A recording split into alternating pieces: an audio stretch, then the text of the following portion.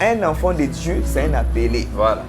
Nous avons trois dimensions d'appel. Voilà. Il y a l'appel au salut, l'appel au service et l'appel au ministère. Voilà.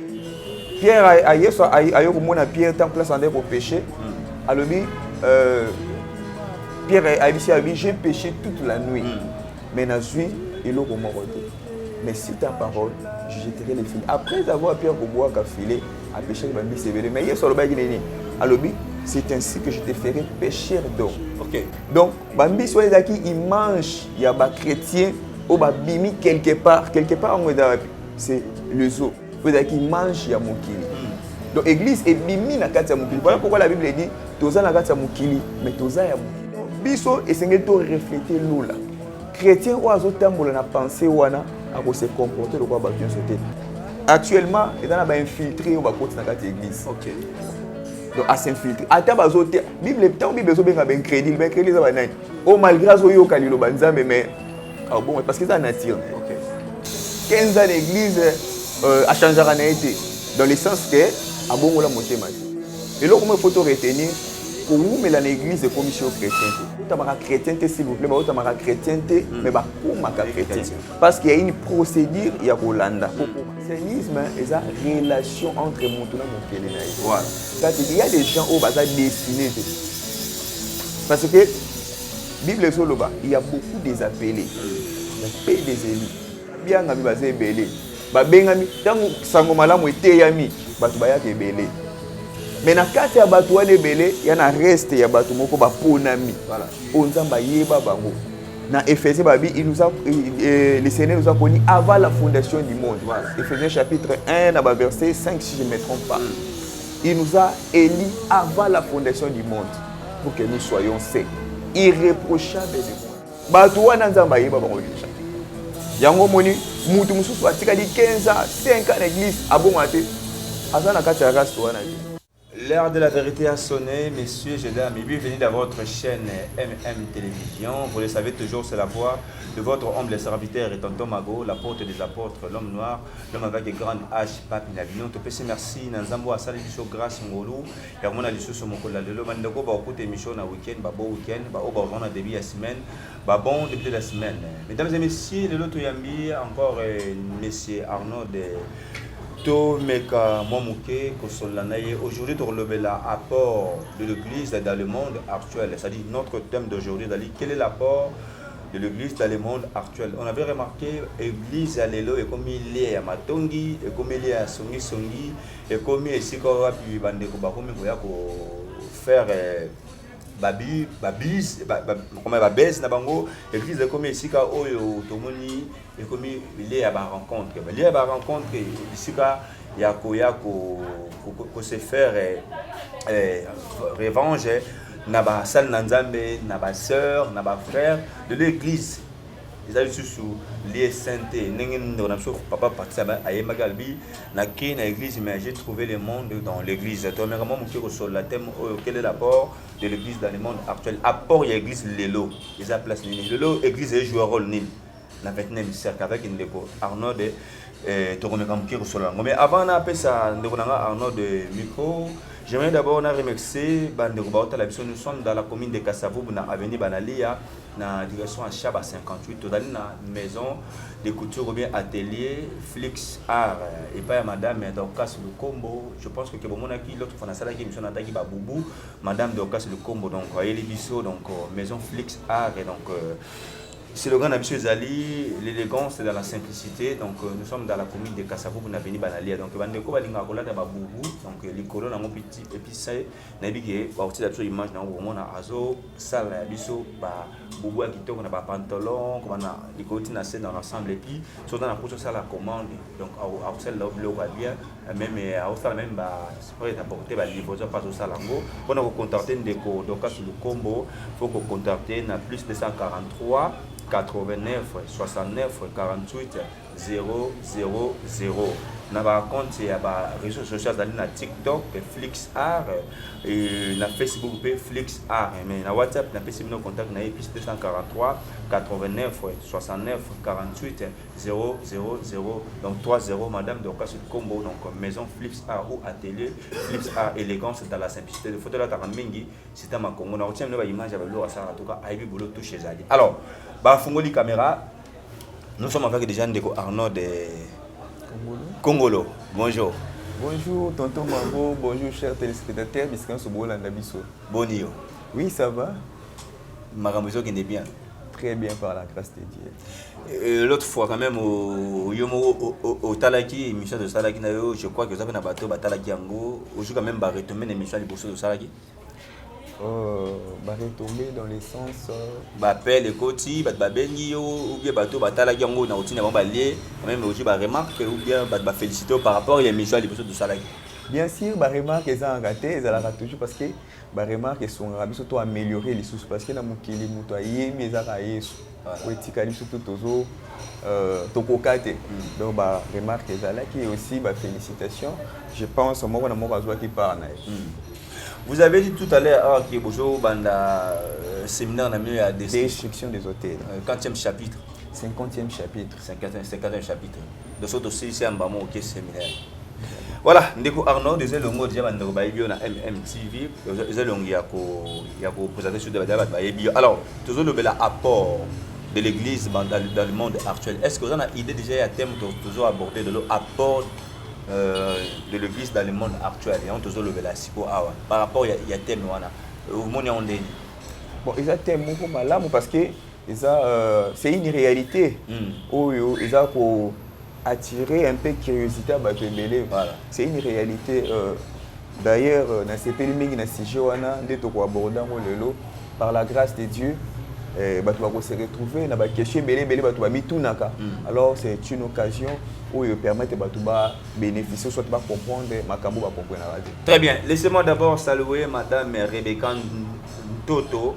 Badiama nakati ya Londres namona balata bilamba mais sero yo antorada somo na mamba bilamba Rebecca Toto badiama ilamba eto sarana nzoto biye pa na pirate ko tarde de ba made in sogi nini ibanda Rebecca Toto badiama jerelenga ba sero to à Londres ba mère to à Londres je sais bien que l'habit ne fait pas la moindre mais quand même on reconnaît la moindre par son habit Rebecca Toto badiama je vous salue puisque vous êtes à niveau à Londres et puis na fait simbo te pas ya boss on invita. Il y a le banque mais au tali poche au tali na compte bino joa za boss mais na boko boya na pesi ba ngombo te batala na biso. Alors apport de l'église dans le monde actuel na entrée de jeu lelo papa Arnaud vous êtes dans les services vous êtes dans les choses de Dieu église est comme lieu de yamatongi lieu ya kotonga lieu ya masongi songi lelo sanctification de l'église est à société l'église est comme place au kotonga kotimbi na église montayer une église au lieu ya kozwa non au lieu ya déposer oyo atamboli nango oyo a vivre nango pendant longtemps tant ya ko comprendre les vérités mais les deux dans l'église batu ba comme ici temple na Nzambe lisanga comme les ya kotonga les ya songi songi ça dit sanctification na kati na makambo ya Nzambe na l'église et elle souhaite que pensez-vous? Merci pour la question. D'abord pour répondre à la question il faut d'abord to banana pour comprendre c'est quoi l'église. Voilà. Parce que batu belé bazo comprendre tout soit ba yé vivre sans l'église. Église, par définition, d'abord, mot wana église, c'est un mot grec. Voilà. Qui veut dire ecclésia. Ecclésia. Ecclésia. Donc, ecclésia.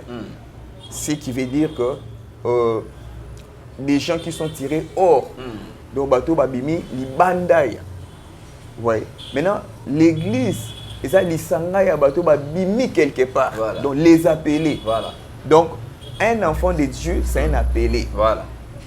Alors, pour que les mots musique, nous avons trois dimensions et appels. Voilà. Il y a l'appel au salut, l'appel au service et l'appel au ministère. Voilà. Tous ceux qui ont le premier appel, parce que tout le monde est chrétien en général, n'a comportement, il y a chrétien dans quatre églises. Alors, et aussi la passe mingi, parce que c'est une réalité, solo na boya moté. Mais, nous comprenons le mot que c'est l'église nous sauté. Voilà. Mais je ne parle qu'en général, mais il y a des églises, il y a des églises au moins je connais, et là, quand même, il y a ce qu'on appelle la sanctification. Mais on va toujours aborder, toujours dans le généralisme. Donc, voilà. Alors, moto yo abimi quelque part. Parce que surtout les gens qui sont sortis quelque part, tirés hors. Donc, tout mon exemple wana na l'isolo a Yesu Masia na Pierre. Pierre a Yesu a yo komona Pierre tant place andé pour pécher. Alors Pierre a dit j'ai péché toute la nuit. Mais na zui et l'eau comment côté. Mais sur ta parole, je jetterai les filets. Après avoir Pierre pour boire qu'à filer, à pécher le bambi sévère. Mais Yesu le bagi neni. Alors c'est ainsi que je te ferai pécheur d'homme. OK. Donc bambi soit qui il mange, il y a ba chrétien au babimi quelque part on c'est le zoo. Qui mange il y a mokili. Donc l'église est bimi na kati ya mokili. Voilà pourquoi la Bible dit toza na kati ya mokili mais toza ya mokilité. Alors biso esengeli to refléter l'ola. Chrétien ou azotambola na pensée wana à se comporter de quoi battre sauter. Alors rôle pe ya ba responsable, ba dirigeant spirituel ya l'église, rôle na bango ezapi ya ko préparer église. Ya ko pesa bango image o Yesu Masia. Donc ko préparer bango à la perfection. Voilà. Donc réalité au solo bana par là on comprend que na l'église est belé musala nezo salemate. Et on a une zone pour nous faire raison parce que nous de manière générale pour faire raison que l'église nous sommes se contenter car que oyamba bien yamba tout parce que on a une église na place basa la musala ou sengela qui pour na bomba sala ba osala ngolsu. Voilà. Matthieu 28 Seigneur a dit allez partout botéa pour évangéliser beaucoup mais ça va beaucoup nous surtout va disciples et puis pour baptiser on a comme tata moi on a paix et mon santo. Mais papa on a besoin Arnold. Autour de soulever pour mourir à Motuya, ils allaient pour préparer bateau. Mais le bassin Nanzambe, par contre, nous beaucoup plus bien matériel à bateau que le préparer bateau. Si que na kambo nyo zo le kana église à l'élo. Ils allaient étant bossé les dirigeants des alliés mabé vis-à-vis à fidèle na bango, tout ba fidèle basa ba incrédule. Wana toto kende na ba place mibale. Place ya liboso d'abord to kopé ça. Faute pe na ba leader, faute pe na ba o bazo roya. OK. Parce que eloko ezo sangisa pe ya na réalité mo pezo batama. Vérité mo ezo batama na sima ba réalité na mibale. C'est quoi la vérité en question? Actuellement, il y a ba infiltré au ba côté na kati église. OK. Ba côté na kati église, croyez pour ba salir vraie image de l'église. Soyo mawamingi parce que ba dirigeant belé baza ignorant na vérité wana.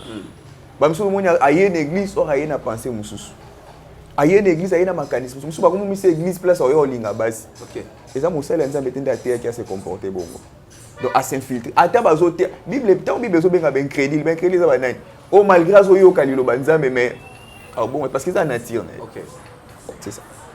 Mais Jean Zolobanabiso, vous connaîtrez la vérité et la vérité vous franchira et vous rendra libre.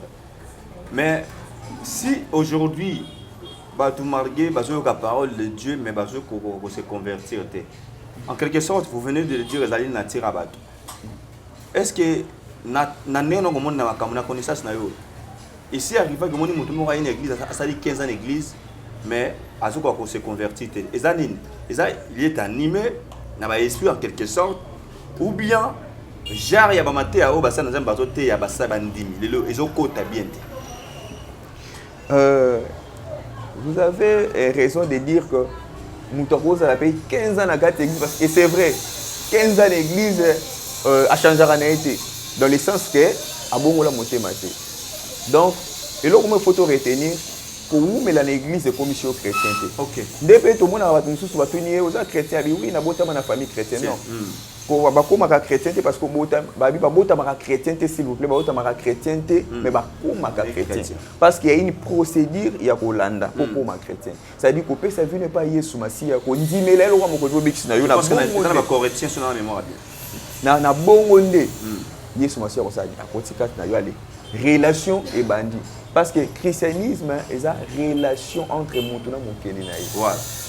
Alors, quand il y a des gens qui sont destinés. Parce que la Bible est là, il y a beaucoup des appelés. Mais pas des élus. Babiangami bazé belé. Babengami tant sango malamu eteyami batu bayake belé. mais na kati ya bato wana ebele ya na reste ya bato moko baponami voilà o nzambe ayeba bango na Éphésiens babi le Seigneur nous a connus avant la fondation du monde. Voilà. Éphésiens chapitre 1 verset 5 si je ne me trompe pas. Il nous a élis avant la fondation du monde pour que nous soyons saints, irréprochables devant lui. Donc bato wana nzambe ayeba bango déjà. Yango moni mutu mususu atikali 15 ans 5 ans l'église abonga te azana kati ya race wana te. Donc affaire wana etali ete. Voilà. Donc ayene kaka. Frère Arnold, pour te yeba Moussa Nanzambe ya solo, celui qui est vraiment appelé dans les ministères, tu yeba comment nani? D'abord un véritable serviteur de Dieu. Okoyeba d'abord na message na ye. Tout le monde m'envoie par là. Okoyeba na message na ye. Okoyeba na l'olenge na ya kozala. Bien que l'apparence trompe. Bible lobi, personne ne connaît Dieu si ce n'est l'esprit de Dieu. Nakati ya mutu. Voilà.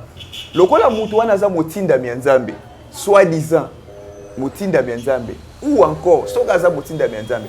Toi qui as le Saint-Esprit, aux en facilité ko détecter parce que yone boza molimo moko. Pe boko tambola longo. Bible lobi batumi ba ko tambola semble été soki baza molimo moko te. Voilà. Donc, quand tu as l'esprit de Dieu, on a facilité au yeba au yazaya yo, au yazaya yo. Na pesi exemple moko. Ndeto sabwe. Par exemple, batu mususu, banda botamana no amona et ange te balacete que oyo ange ba présenter que ange yo démon yo. Mais soka lali, il arrivé que lali na ndoto amoni démon soit amoni ange a ko expliquer ngo. Na lo na lali na loti vraiment démon na nyatia ke wana za démon. C'est parce que son esprit est d'origine céleste. Voilà. Azan a facilité à reconnaître koyeba oyo eza ya biso te oyo eza ya biso. Alors bongo pe na kati ya bonzambe parce que Bible lobi nini Satan aussi se déguise à l'ange de lumière. Voilà. Omona bakoya na ba poso mususu mais quand tu as l'esprit de Dieu, il y a une différence na soulever le sous. Et dans la différence entre avoir le Saint-Esprit et être rempli du Saint-Esprit. C'est deux choses différentes. Des choses différentes. Voilà. Tu peux avoir le Saint-Esprit, mais tu n'es pas rempli du Saint-Esprit. Plénitude du Saint-Esprit doit permettre Moutou Abandako Yoka Nzambe à comprendre le langage Nzambe. Et à détecter. En Ningala, c'est quoi? Liton d'Isami. Liton d'Isami. Liton d'Isami. Liton d'Isami. Voilà, voilà. Autant tu es rempli. Donc, autant d'Isami na molimo na Nzambe, c'est ça. Donc, c'est des choses différentes. Ozana molimo mosantu mais tu n'es pas rempli du Saint-Esprit. Voilà. Yango ozomona na livre ya Luc chapitre 4 verset 1 si je ne me trompe pas, Bible solo ba Jésus rempli du Saint-Esprit et il fut conduit. Okay. C'est-à-dire atondi samaki pe akambami. Très bien. Muto atondi samite vous allez pas atanzamba zo loba oyoka te à comprendre de l'autre côté. Okay. Et vous allez pas pas si pour détecter que o mosala nzamba solo o mosala nzamba le côté parce que ba osani bando même na ba sentiment na loyenge ya batu. Akoya bébé c'est mosala nzamba na za ya lokuta yepa memami. Donc muto azar rempli du Saint-Esprit azar vraiment na sens analyste. Voilà. Parce que ce sont des choses spirituelles. Donc jango selon mon livre. Voilà. Yes.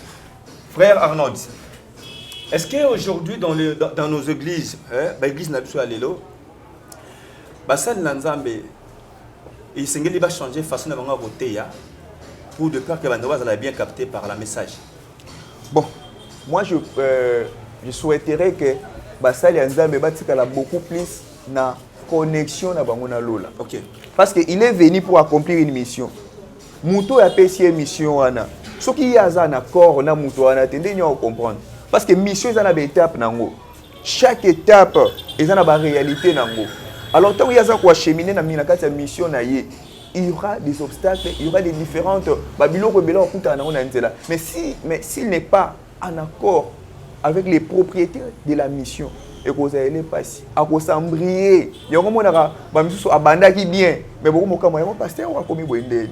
Yango apôtre Paul azo ba livre Timothée obanda ki na molimo okumosuka na nzoto. Ça dit à se perdre parce que connexion en ezate. Donc pour nanga na monique bosali nzambe.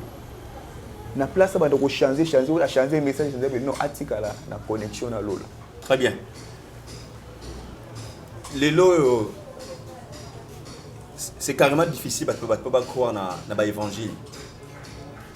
C'est bien tout le temps dans la Bible, l'évangile selon Jean, selon Luc, selon Matthieu, selon qui gagne, selon qui gagne. Mais les lots, parce que tu vas croire dans l'évangile. Les lots, tu vas comme dans le mois d'août, il y a aucune dans l'église parce que bango basad na nzambe baza d'unité ya côté manaché ya côté ya biso maloba na nzambe. Par exemple, bamate ya lelo ils sont beaucoup plus matérialistes. Na ba église le pour retrouver maté ya sali ils ont moins passe. Pasteur baza beaucoup plus basé na ba bloko bazote ya beaucoup plus matériel.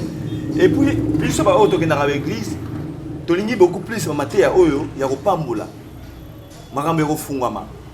Sur les na sali, ils passent pas pour matin un côté tabag. Est-ce que je peux dire aujourd'hui basal nanzambe ba échouer na musana bango na église lelo ou bien en quelque sorte nous toujours baké biso toujours tia matoité. Bon, par là, ils ont un facteur rebelle au danger. Voilà. Il y a liboso d'abord, ce que nous devons comprendre, il y a la part de Dieu, il y a aussi la part de l'homme. De l'homme, voilà. Nzamba osa la part naie, il y a coupé ça au message d'Enzela basali naie. Toi aussi tu as ta part de responsabilité, il y a qu'au recevoir peu chango en pratique. Voilà. Mais il se trouve que bah chrétien belé bazo tia ou bazo yo en pratique. Il y a des vraies raisons, il y a makambo tozo constater. Tant que tozo ngape mukepa ya basali nzambe. Ndenge to ko loba awa basali nzambe misusu bazana bon basali nzambe te. Bah se glisser, bah s'infiltrer dans quatre églises pour bah salir l'image de l'église. Donc, awa osolo be l'église de manière générale. Voilà. Alors que ceux qui sont dans le côté vraiment en particulier, to comme on appelle l'église mususu bah pratique wana ezate. Mais bah o bah s'infiltrer dans bah latisi église image moko mabe. Le long mutu mususu o inviter une église akoyate. Un mot soit fanabi ata bino mo place zo benganga bino mo na nukuna boyoka nezate bino mo donc ils ont la image moko ba person ils ont mission à Satan pour détruire l'église. Alors les serviteurs de Dieu doivent comprendre cette réalité pour ba préparer ba membres na bango ou soit bandimi na bango ba préparer bango par rapport à la réalité.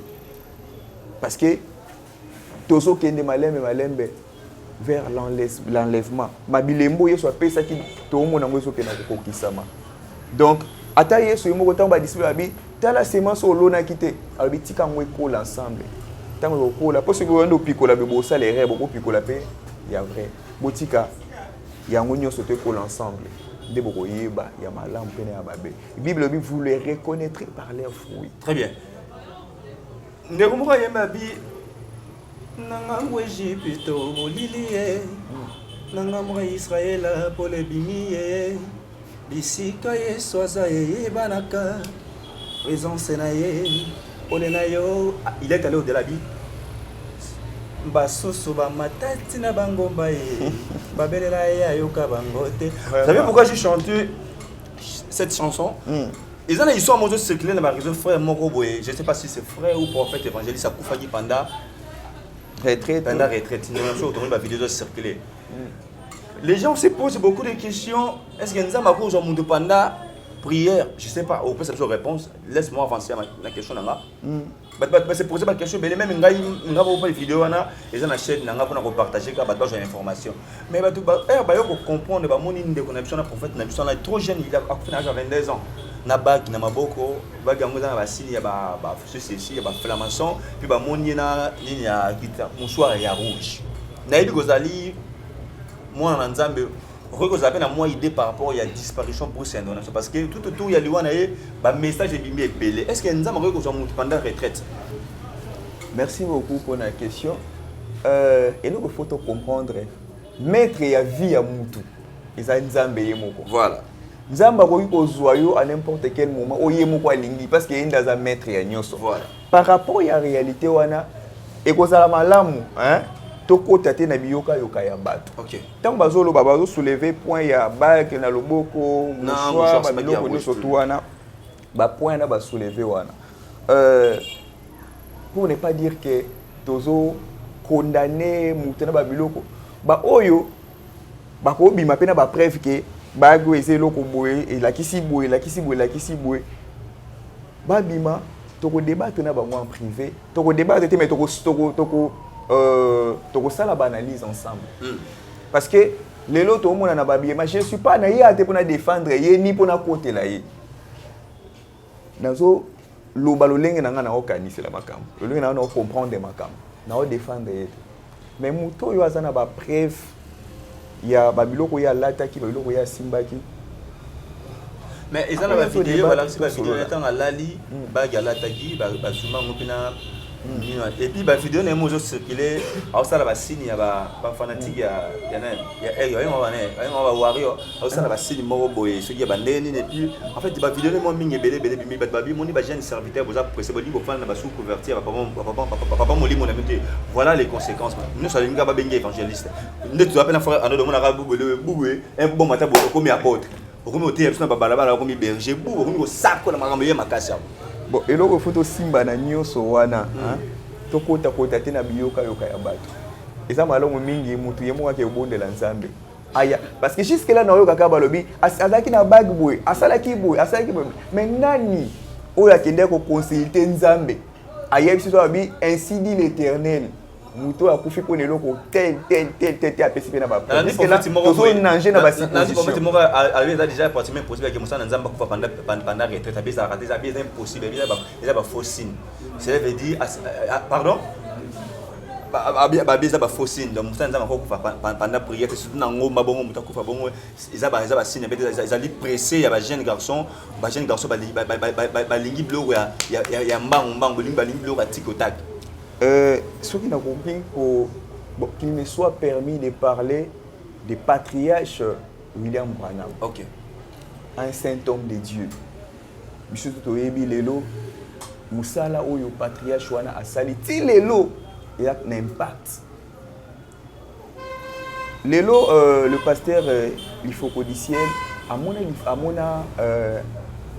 prophète William Branham, mais banzembo ya yemba ko sentir profondeur azo yemba message au sentir profondeur alors mosali nzambo wana munene wana kufa indeni c'est boyebi histoire na akufa na accident na lingi te na comparer na jeune oyo auti ko kufa na comparer te c'est juste exemple moko moke cela ne veut pas dire que nazo comparer patriarche na en fait auti ko bo comprendre nga malamba ndeko bozo landa biso.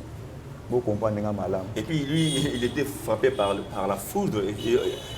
Tu vois qu'il y a une mystère par rapport à ça, par rapport à Liwan. Il y a un peu un flou, tout consort. Conseil à nos personnes à bateau, bateau, nager dans la supposition. Et que ça malamu. Yo étant que moi nanzambe, au côté de nabiyoka yoka bateau, mais au bon de l'anzambe.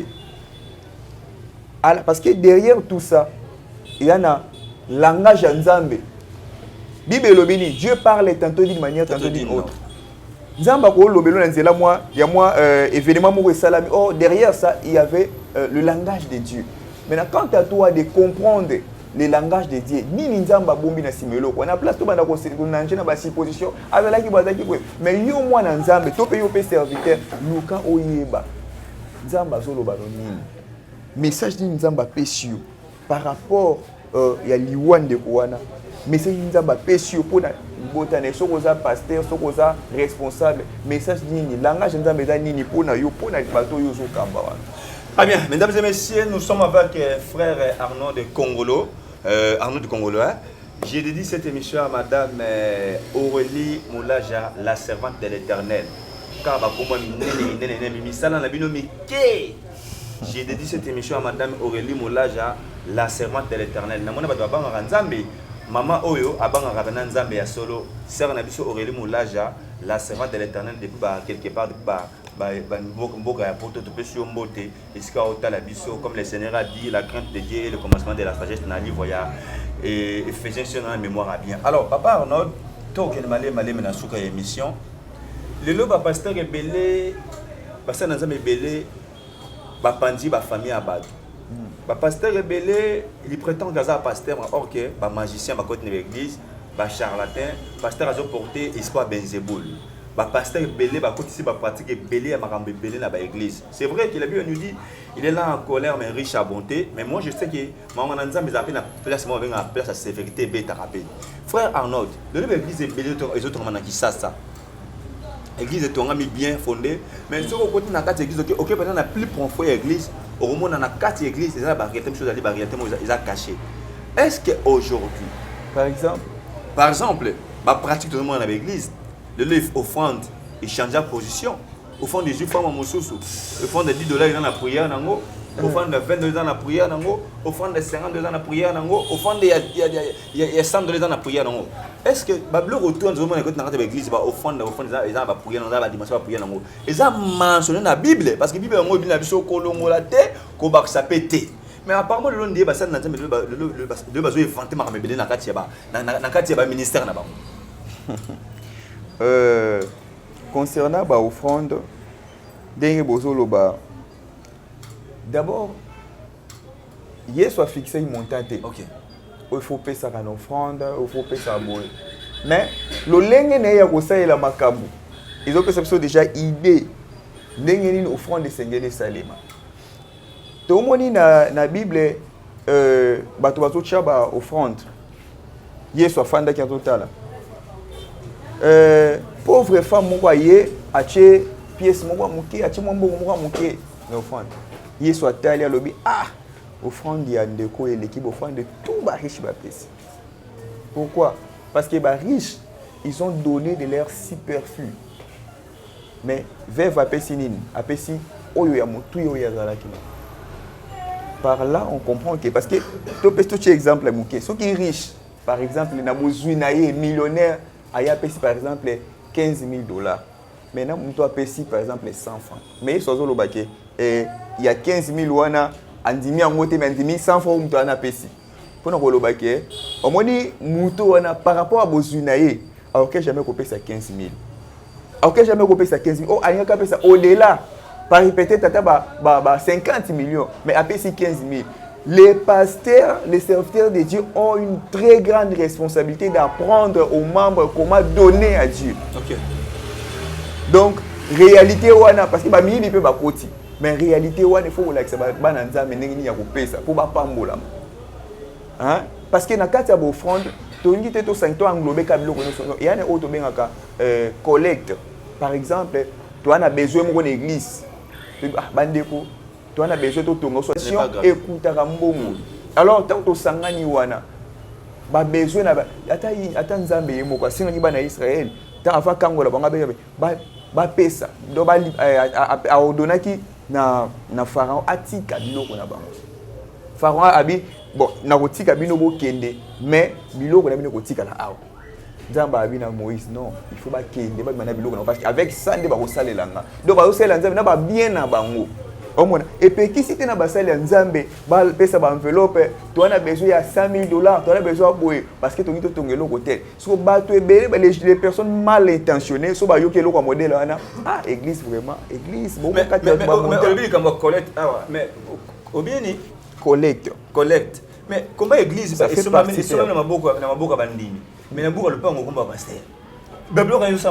l'église va contribuer à bandimi.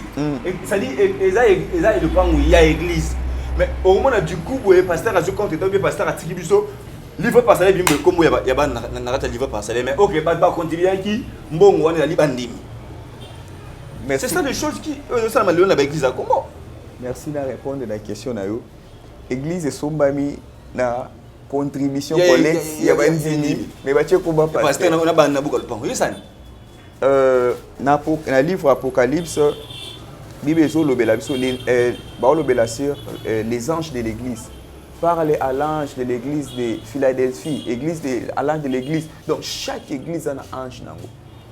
Alors, église locale, chaque pasteur, serviteur de Dieu a un ange d'église. Donc, c'est la personne que le Seigneur a établie. Il y a une facilité connexion entre bandimi et Lola. Il y a un message, il y a des porteurs, il y a des messages. Il y a des porteurs. Ça fait partir, il y a ordre. Ordre dans la carte, il y a bateau. Jamais alors qui est le responsable? Parce que tant que tu as soit une église, ou l'église, pasteur. Parce qu'il y a dans sa tête. So ndenge nini lopango esomba mimbazo muto aza la tête bazo ba chain na sima ale bazusko muto aza na suka bazo ba chain likolo tango makambo yaka bakanga nani bakanga pasteur en parce que quelque c'est sorte lui qui est en charge. c'est l'église au sambelaka sur le pont na ça y mangi au sala collecte ça qui na tête ya buga le pont bacha pasteur bacha bana apuna sima bachaka bana te ministère c'est l'appel d'un homme nzambe na bengaka mutu abengi mutu a confier mission ba mapangu babiloko tu wana eza na kati ya ministère mukumba nzamba pesi. Vous ne voyez pas que les pasteurs bénéficient beaucoup plus na ba matériel. Il y a bandimo yo parce qu'on même pas entretenir même la parole. C'est bien qu'il y ait une crédibilité bazali mais côté mususu ba pasteur en plus bazo bénéficier beaucoup plus na ba matériel ba tout que olé en chapé na ba famille. Bon, ngapela lobela ba pasteur de manière générale. Awa to kota en particulier te. Ngapela lobela de manière générale. Ba pasteur baza na droit ko bénéficier. Pourquoi baza na droit ko bénéficier? Parce que Bible lobi c'est lui qui travaille à l'hôtel mange à l'hôtel. Mutu azobokola ngombe. Est-ce que ce qui a meli ki ngombe mabeza wapi? Parce qu'il prend tout son temps ya ko nourrir ngombe wana. Ba effort wana nyoso zo sala ya ko nourrir. Ce qui ngombe a produire miliki et mutu azo pétrer a miliki wana mabeza wapi? Mosala nzambe il prend tout son temps ya ko pétrer ba brebis o nzamba pesier. Azo ko former bango azo benga na ba démon azo kamula azo laksa yana batu misu lelo famille ba lembi parce que ça teti impoli mais à quelle église au moni mutu comportement changer mutu ba yebaka ndumba mutu ba yebaka criminel mais le bato mo kamo akoma frère akoma bato mo kamo c'est un travail au musala nzamba sali travail wana ce n'est pas un travail facile alors ce qui mutu wana lelo akon peut-être millionnaire ou ça akon peut-être cadre dans entreprise moko boy ce ka pesi pasteur apamboli pasteur offrande mabeza. Très bien, donc si c'est mission na yo question mo reading ambango wa si jo eza si je mo munene to selon mikolo ya na basali na nzambo yo bazo s'abuser na ba foyer ya bato de ko jouer na basi ya bato ko jouer na ba vie ya bato parce que il y a certaines des églises lolo on a naza conscient et puis jeter les noms et olé sang sabatu et comme il est comme ko panza même ba foyer ba lelo ba bana difficulté que ba prière ba na moi qui leur ya ko sambela lelo prière on doit pour faire ça la prière na ndako OK les sanga les aller sigaro to sang ça ba force ba énergie pour Seigneur les bonnes de li ya ba te belé quand dans la qui là où deux ou trois se réunissent na kombo na nganga inzambe na lali lelo ba comme la difficulté ko sambela à cause ya ba gisement à cause ya ba pasteur il y a d'autres parcelles de l'eau à bélisser ba foyer à bateau. Frère Arnold, vous êtes dans les services. Le beau comme un pasteur tout consort. Ba magambo zo na ba pasteur musu bazo sala oza quand même oza conscient nango. Et ça c'est une réalité autozo mona lelo. Mission nzamba pesa ka basali na ye eza ya ko panza te. Eza ya ko panza te mais eza ya ko sangisa. Alors na kati ya musala wana maturité peut jouer makasi. OK. Musala neza ya ko sangisa ba ko sangisa banani ko sangisa ba oyo baza destiné pour na lola.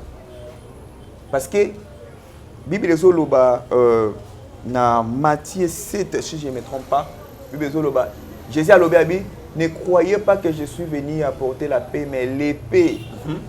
Hein? Je connais la Yesu ayete pour même mais ayé pour apporter la paix. L'épée plutôt. L'épée wana c'est quoi? C'est la parole de Dieu. Liloba nzambe ezambeli aminomi balé. Et yé pour kabola ba baza ya nzambe no baza ya nzambe te. Alors baza ya nzambe, il peut se trouver que l'ennemi a s'infiltré quand d'abord pour panza bango. Alors les bergers, les pasteurs, ont la responsabilité de réunir bango ensemble. Il y a côté à bango sur la communion fraternelle na kati ya bonzambe. Alors tant où balobi que parce que eloko que question tout wana batu mingi ba borna kango que tu y a une église pasteur a pesi prophétie on de kono moi ça na zandoki akaboli biso peut-être pasteur pe makambo lo beza ya solo mais azanga ki de maturité sagesse ndenge nini ya komemela makambo ngo par la maturité pe ezo jouer makasi na kata musala o maturité ezo jouer makasi musala nzambe ko pesi makambo ya solo tel si que oyo essaye lo ko mo malamu te nde kwa za ndoki mais faut y ba manière ni ko kende nango pour ne pas scandaliser bato C'est un peu ça. Voilà, tout ça, c'est Michel Lelo. Nzambe ya ordre, ce n'est pas un Dieu de désordre, comme il nous a dit que je suis un Dieu de ordre et pas Nzambe ya désordre. C'est vrai qu'il y a eu quand même beaucoup de choses. Yamabé, écoute, l'église, il y a artificiel, comportement artificiel, et cher est comme il y a des racontes, et comme il y a de, comment dirais-je, cher est comme il peut chercher pour régler les problèmes, poison, coton, belé, c'est-à-dire l'église continue. En fait, il y a un bail qui est le apport à l'église, dans le monde actuel des affaires, parce que l'église est comme une place où il y a un panza, il y a moins de difficultés pour prier à cause, il y a ça dans Nzambo, le côté dans Marambo, Nzambo, to côté c'est belé, Marambo belé et Mabé. Alors, to comme dans cette émission, frère Arnaud, ce qui est moi, ce qui est ça moi synthèse. Ce qui est vrai, il y a un bébé qui a tout nommé, Tonga. Ce qui est ça moi synthèse. Na magamono tout au lobby. Les loyo. Et si quand il y a malade monter seigneli, aïe Nzambe. Merci beaucoup pour notre question.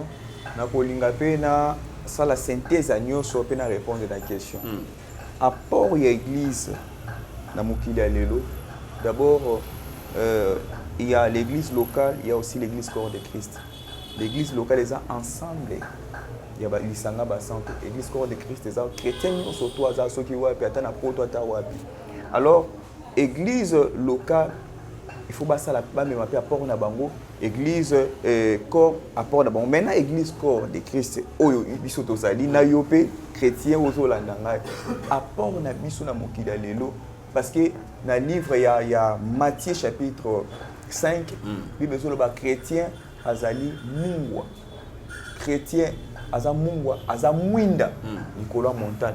Pour la mwinda des années, il y a éclairer les sika moli des ali pour na kolongwa moni pe komema éclairage. Kobimisa tona molili. Muto azo vivre na via masumu, c'est-à-dire aza na kati ya molili. Muto azo vivre na kati ya ba via ya mabe, aza na kati ya molili. Donc apport ya mwana nzambe za ya kobimisa, ya ko éclairer, ko éclairer na message ya sango malamu. Oza mungwa, ozo pesa saveur. Bisika mabe ezali, to mona ka mungwa pe ba utiliser kango biloko ba poisson peut-être ba tie mungwa po ebatela ngo. Alors toujours jouer pe rôle ya ko batela. Pour ma beza à na kati ya bato ya ko bikisa bato okoza na kati un véritable chrétien enfant de Dieu oza solution bisiko ozali. Voilà, c'est ça ton apport. Alors église locale ensemble l'ensemble des saints apport église les appelle centre ou atelier pour former ba frères disciples à Jésus Masia. C'est ça l'apport. L'église. Et surtout, le apport à l'église dans la société, l'église n'est pas seulement ici comme toi. Non, pas ça peut apprendre comment. Parce que Yesu est un homme d'affaires. Mais les avez monté, le pasteur. Yesu est un homme d'affaires. Il est charpentier, mais le pasteur maman Zorané est bandit. Yesu est un homme d'affaires. Donc, tant on a un homme d'affaires. Soko tangi na Luc, s'il vous plaît, toza